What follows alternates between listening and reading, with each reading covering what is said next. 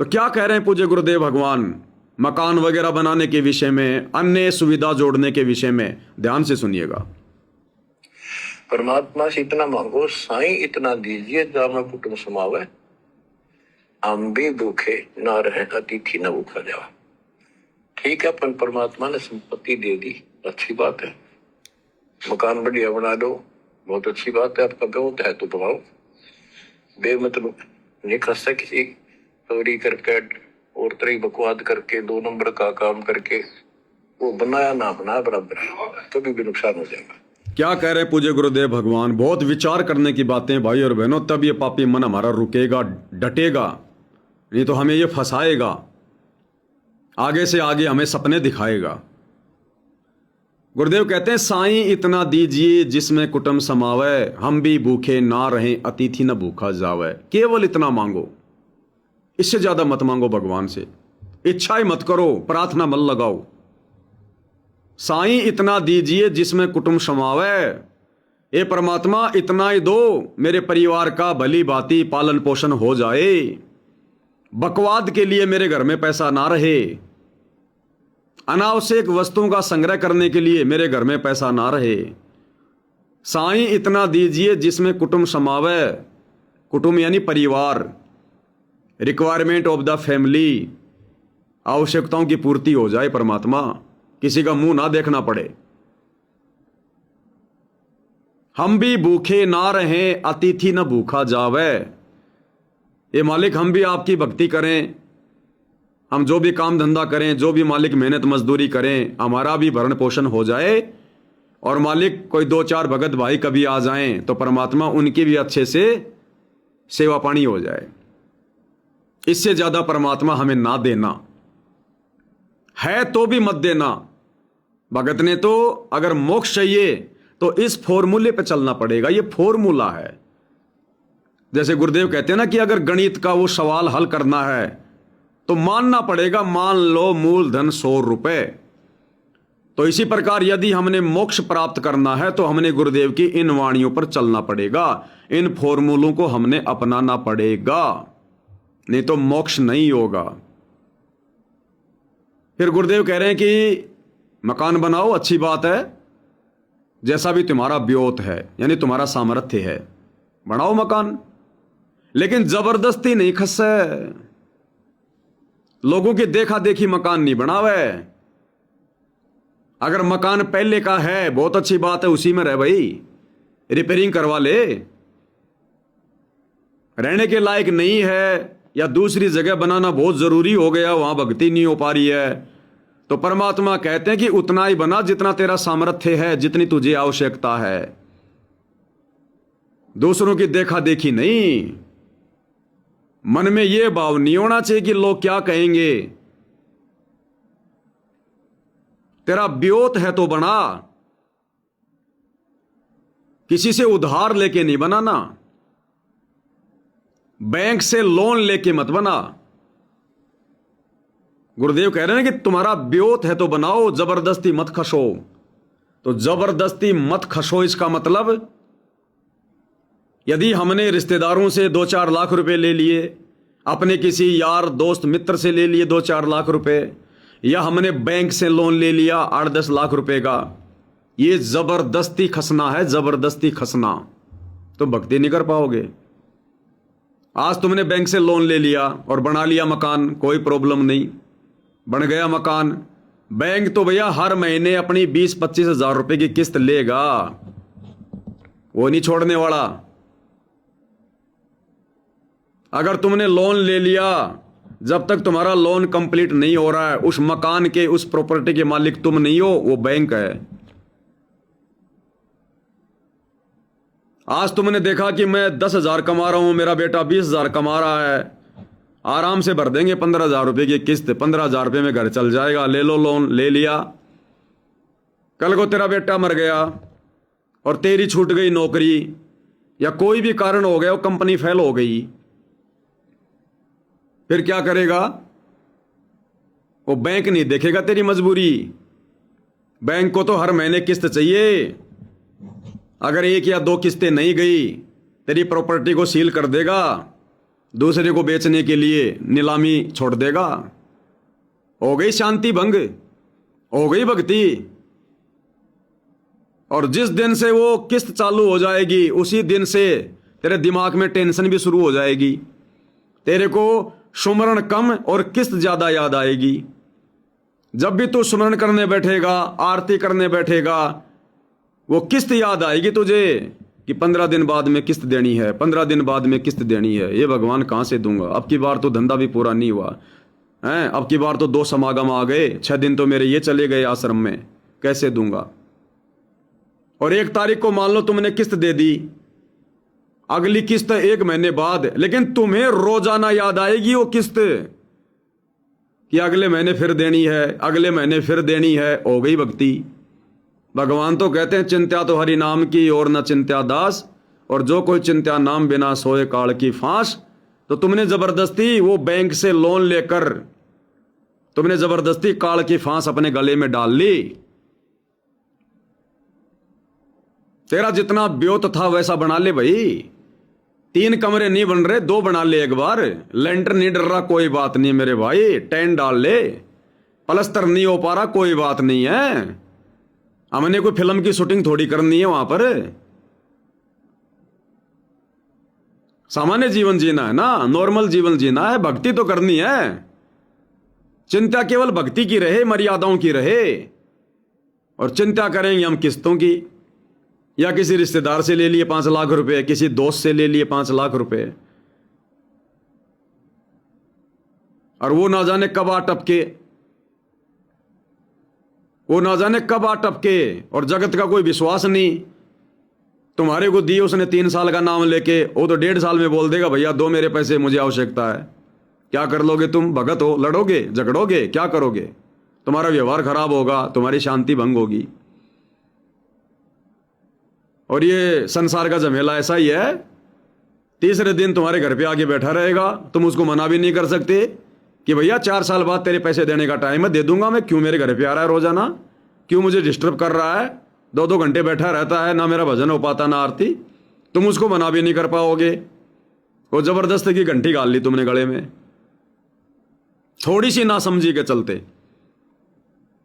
तो जैसा है परमात्मा कहते हैं उसमें संतोष करो। जैसा तुम्हारा सामर्थ्य है, जैसा तुम्हारा ब्योत है, वैसा मकान बना लो। ये बैंक से लोन लेना भी गले में घंटी डालना है भगत के लिए। भगत ने उधार लेना ही नहीं है, ना अपने भगत भाइयों से लेना है, ना रिश्तेदारों से लेना है, ना बैंक से लेना है।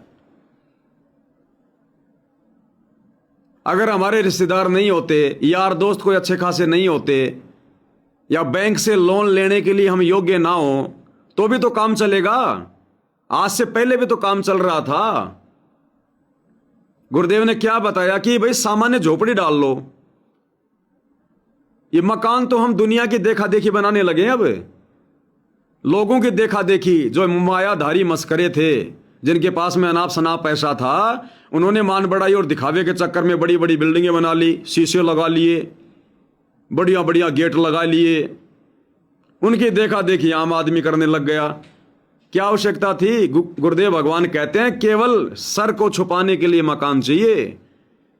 सर्दी, गर्मी, बरसात, ओले, आंधी, इन सब से बचने के लिए। तो पहले आंधी नहीं आती थी क्या? 40-50 साल पहले आंधी नहीं आती थी क्या? बरसात नहीं आती थी क्या? तूफान नहीं आता था क्या? ओले नहीं गिरते थे क्या? हमारे दादा परदादा भी तो जीवन निकाल के चले गए।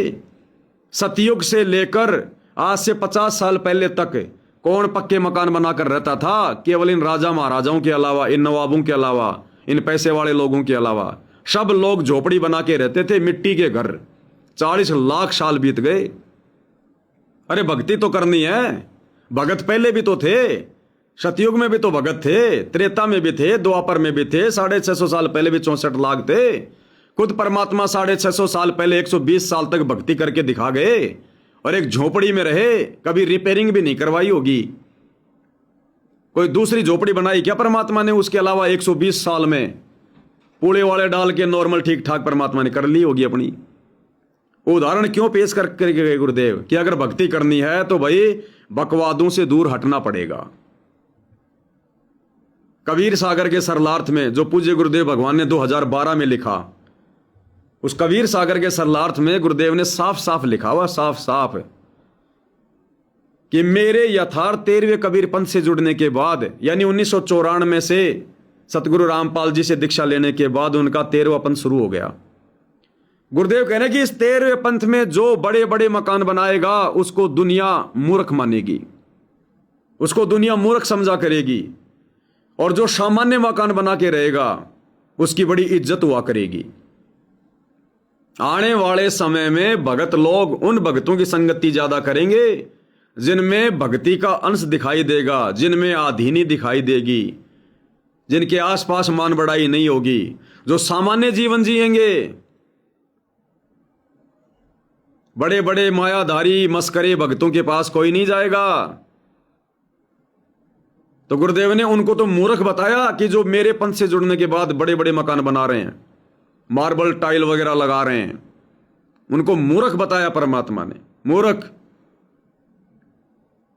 वो तो व्यर्थ का दिखावा है। ये मार्बल क्या है, टाइल क्या है, चिप्स क्या है, ग्रेनाइट क्या है, ये तो व्यर्थ का दिखावा है ये। अरे मकान तो बना ही लिया, प्लास्टर कर लो, नीचे सीमेंट का डाल लो आंगना। पहले मिट्टी के आंगने में भी तो हमारे दादे परदादे चले गए। अब अगर मिट्टी में काम नहीं हो रहा, चलो कोई बात नहीं, प्लास्टर डाल लो भाई। अगर आपके पास में पैसा भी है तो भी आपने इस दिखावे से बचना चाहिए ताकि दूसरे भक्तों को शिक्षा मिले। आप भगत हैं, आपके पास खूब पैसा है, तो क्या खूब बकवाद करोगे, दुनिया वालों की देखा देखी करोगे? फिर तुम्हारे घर पर आने वाले भगत भाई क्या शिक्षा लेंगे, क्या देखेंगे वो? फिर उनके मन में क्या भाव जागृत होंगे? दोषी कौन हुआ? तो जिसका ब्योत है उसने भी सामान्य तरीके से जीवन जीना चाहिए। नहीं तो फिर बकवाद तो फिर सभी करते हैं जिसके पास में धन होता है वो। फिर जगत में और भगत में फिर क्या अंतर हो गया? तो भैया मुझ पवन दास की तरह फक्कड़ फकीर बन के रहो, आगे उम्मीद मत करो। किराए के मकान में रह रहे हो तो टाइम पास कर लो, मत ज्यादा मन में सोच विचार करो, मत सोचो आगे की। एक सेकंड का भरोसा नहीं आप और हमारा। क्यों सोच रहे हम आगे की? बच्चों के लिए। अरे जगत में भी कहावत है, पूत कपूत तो क्यों धन संचय, और पूत सपूत तो क्यों धन संचय। अगर तेरा बेटा यदि सुपात्र है तो क्यों चिंता कर रहा है? सुपात्र है तो अपने आप कर लेगा अपनी व्यवस्था, भगवान साथ देगा। अगर सुपात्र है तो भक्ति पे है तो। और अगर वो कुपात्र है तो चाहे तू कितना ही धन जोड़ ले, एक साल में उसको ठिकाने लगा देगा। तो कहते हैं पूत कपूत तो क्यों धन संचय, और पूत सपूत तो क्यों धन संचय। फिर क्यों जोड़ना हमने? भक्ति कर रहा है तो भगवान संभालेगा, भक्ति नहीं कर रहा है तो क्यों जोड़ना? जोड़े जुड़ाए को बर्बाद कर देगा। तो परमात्मा आप और हमें हर पहलू पर अपने सत्संगों के माध्यम से जगाते हैं कि बकवादों में भक्ति नहीं हो सकती। ये कलयुग की बिचली पीढ़ी है, थोड़ा सा समय मिला है तुम्हें, मुट्ठी भर थोड़ा सा समय। जिस हाल में हो अपना टाइम पास कर लो। परमात्मा कहते हैं देख पराई चौपड़ी मत ललचावे जी। एक रोटी का उदाहरण दिया परमात्मा ने कि देख पराई चौपड़ी, दूसरे की रोटी पर घी लगा हुआ देखकर मन मत ललचा। रूखी सूखी खाए के ठंडा पानी पी। तो चौपड़ी रोटी का मतलब है लोगों की बकवाद को देख के अपने अंदर बकवाद पैदा मत कर। जिस हाल में है, रूखी सूखी मिल रही है, जिस हाल में रह रहा है टाइम पास कर ले, मत खस। ये 2028 के बाद, युग परिवर्तन के बाद ये जनसंख्या छट जाएगी। आज आप शहरों में जो ये 20-20 मंजिल की बिल्डिंगें देख रहे हो ना, इनमें कबूतर अंडे दिया करेंगे। रह लेना जिसको इच्छा हो, रह लेना। अच्छे के मकान खाली हो जाएंगे, अच्छे के मकान। अमास में जाके देख लो, पूरा का पूरा शहर 10 लाख लोग थे, कबूतर अंडे दे रहे हैं वहां पर। तो आने वाले समय में यही तो होगा, भविष्यवाणियां कर रखी है भगवान ने। कैसी तबाही मचेगी। कल इन बेबुद्धि सतलोक आश्रम कमेटी वालों की तरफ से व्हाट्सएप पर एक मैसेज घूम रहा है, गुरुदेव ने विशेष दया कर दी, गुरुदेव ने विशेष रजा कर दी। 1 मई, 2 मई, 3 मई को विश्व शांति दिवस मनाने का आदेश दे दिया। 3 दिन का पाठ होगा, 3 दिन का पाठ होगा, विश्व शांति सम्मेलन, विश्व शांति दिवस, अखंड पाठ होगा। अरे काहे का विश्व शांति दिवस? खुद भगवान ने महाविनाश की भविष्यवाणी कर रखी है, खुद परमात्मा यहां पर विनाश करेगा और तुम कह रहे हो कि शांति। विनाश से पहले शांति हो सकती है क्या? अरे दोपहर की आरती करते हो नहीं करते?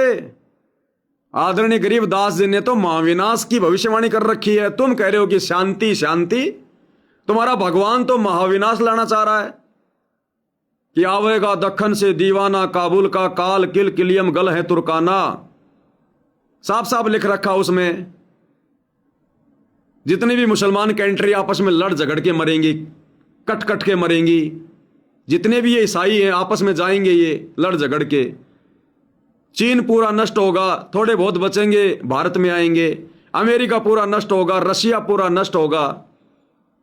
52 मुस्लिम कंट्री आपस में लड़ झगड़ के मरेंगी, सर्वनाश होगा, नरसंहार होगा।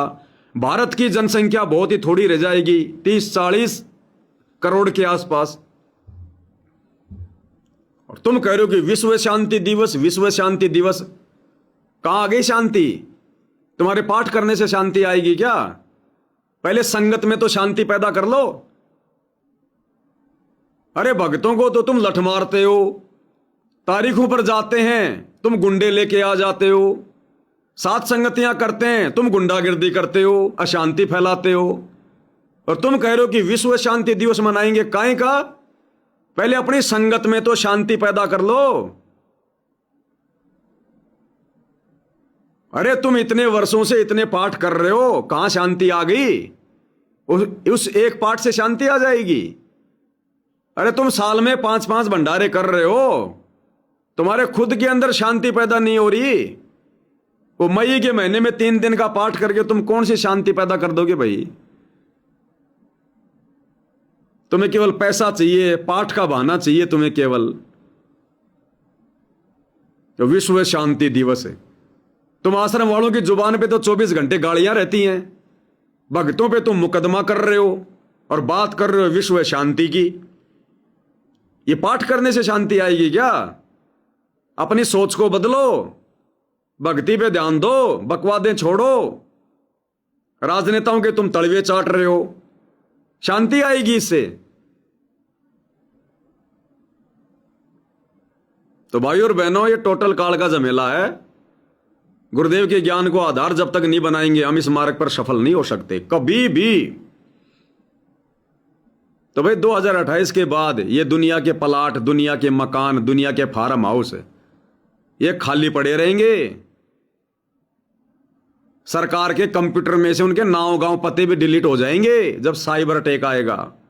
ये सब तुम्हारे फेल हो जाएंगे यूट्यूब पर, फेसबुक पर। एक बार ये सारी गंदगी परमात्मा साफ करेगा, एक बार ये सब के वीडियो सीडियो सब डिलीट हो जाएंगे, नए सिरे से परमात्मा के सत्संग डालेंगे। इसलिए भगवान कहते हैं मन कर धीर बांध ले रे बोरे, छोड़ देना पछलियों की रीत। तो थोड़ा मन में धैर्य धारण करो। हम विनाश के दौर से गुजर रहे हैं, युग परिवर्तन के दौर से। अगर आवश्यकता से ज्यादा किसी भगत के पास में पैसा भी है ना, थोड़ा धैर्य धारण कर ले भाई, मत उसको पानी की तरह बर्बाद कर फालतू में। जैसा है उस हाल में जी ले, मत नए मकान का उद्घाटन कर, 1-2 साल निकाल ले, उसके बाद में कर लेना मेरे भाई। तो गुरुदेव कह रहे हैं बच्चों, ब्योत है तो बनाओ, जबरदस्ती मत खसो। तो किसी से उधार लेकर मकान बनाना या अन्य कोई काम धंधा शुरू करना या बैंक से लोन लेना, ये जबरदस्ती खसना है, क्योंकि आप किसी और से ले रहे हो। अगर आपका ब्योत है, ब्योत का मतलब अगर तेरे पास है तो बना ले, काम चलाऊ। जबरदस्ती मत खस, टेंशन मौत मत ले, पराई पराई टेंशन मोल मत ले। जैसा भगवान ने दे रखा संतोष कर ले, और आने वाले समय में फिर परमात्मा सब कुछ देगा। जैसे जैसे हमारी भक्ति बढ़ेगी, भक्ति धन बढ़ेगा, वैसे वैसे परमात्मा सब कुछ देगा। इस गंदे लोक की इच्छा भी परमात्मा पूरी करेगा। ऐसा नहीं है, जब तक ये मन संतुष्ट नहीं होगा ना, ये छोड़ता नहीं है, तो परमात्मा मन की इच्छा भी पूरी करेगा। लेकिन जब वो समय आएगा ना, उस समय तक ज्ञान इतना हो जाएगा, हम हाथ जोड़ लेंगे कि परमात्मा तीन लोक से तिरपत नाही, ये मन भोगी खशिया। ये गुरुदेव आपने तो सत्संग में बता रखा है, इस पापी मन को तीन लोक का राज दे दे तो भी ये शांत नहीं हो सकता, इसकी इच्छाओं का अंत नहीं हो सकता। आप खुद ही हाथ जोड़ लोगे, भगवान देगा तो भी मना करोगे कि परमात्मा जैसा हूं वैसा ही रखो बस। तो भक्ति पे लगे हैं, थोड़ा भक्ति धन जोड़ो, परमात्मा की तरफ थोड़ा ध्यान दो। दुनिया की बकवादों की तरफ ज्यादा ध्यान देना भगत के हित में नहीं होता है। तो क्या करे परमात्मा, भगत ने तो ये अरदास करनी चाहिए, साईं इतना दीजिए जिसमें कुटुंब समावे, हम भी भूखे ना रहें साधु न भूखा जावे। परमात्मा से इतना मांगो, साईं इतना दीजिए जामे कुटुंब समावे, हम भी भूखे ना रहे अतिथि न भूखा जावा। ठीक है, अपन परमात्मा ने संपत्ति दे दी, अच्छी बात है, मकान बढ़िया बना दो, बहुत अच्छी बात है। आपका बहुत है तो बनाओ, बेमतलब नहीं कर सकते किसी चोरी करके और तरह बकवाद करके 2 नंबर का काम करके। वो बनाया ना बनाया बराबर है, कभी भी नुकसान हो जाएगा। वो बनाया ना बनाया बराबर है, कभी भी नुकसान हो जाएगा, चाहे भक्ति का हो चाहे और।